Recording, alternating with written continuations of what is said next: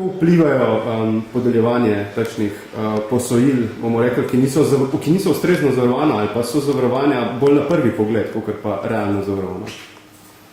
Ja, to je lahko širše posledice. Najprej tisti, ki da kredit, lahko stane brez, če ni ustreznega jamstva, brez ustreznih sredstev, vpliva posredno na stabilnost finančnega sistema v ožjem in širšem smislu besede.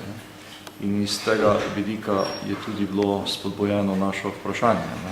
O obravnavi poročila Banke Slovenije 1. julija na odboru za finance praktično ni bilo razprave, ampak kljub temu sem poskušal dobiti od predstavnika Banke Slovenije odgovor na vprašanje, je možno dobiti podatke od Banke Slovenije, koliki meri in katere banke so eventualno financirale menedžerske odkupe in kakšen je delež državnih bank pri teh eventualnih kreditih.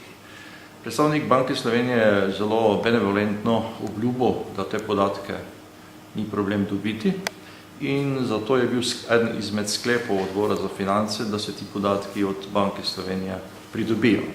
Mislim, da je to temeljni podatek ali odgovor na vprašanje, ali je sploh kaj spornega z menedžerskimi odkupi, ker vemo, kdo je prodal, ne vemo pa, s čim so bili nakupi financirani. Do tega trenutka mi tega odgovora nismo dobili kot državni zbor, ker ni to zahteva posameznikov.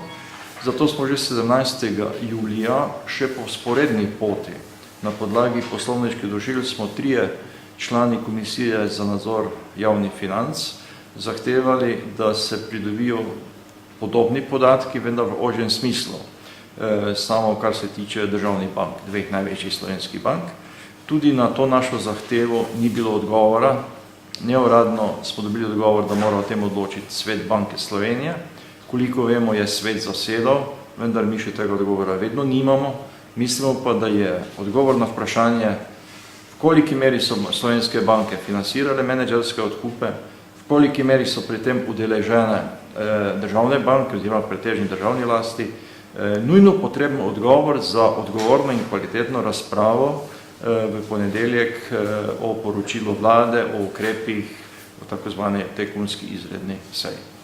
Bo ta seja po vaše samo en šov ali bo tudi kaj realnega kapelo iz tega?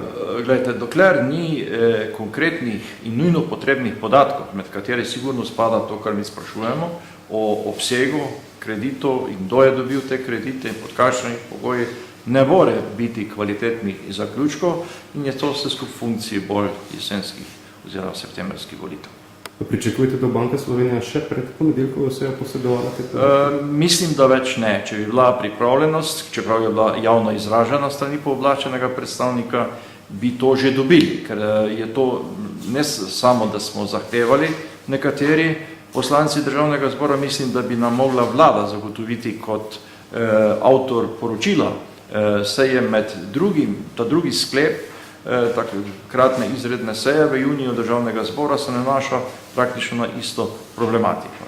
In mislim, da je to ena največja pomanjkljivosti gradiva, ki ga je pripravila vlada Republike Slovenije oziroma poročila in bolj našteva nekatere splošno znana dejstva, recimo Ministrstvo za finance govori samo o pristojnostih oziroma spremembah 2 zakonov, ki sta bila potem spremenjena, ne govori pa o konkretnih ukrepih.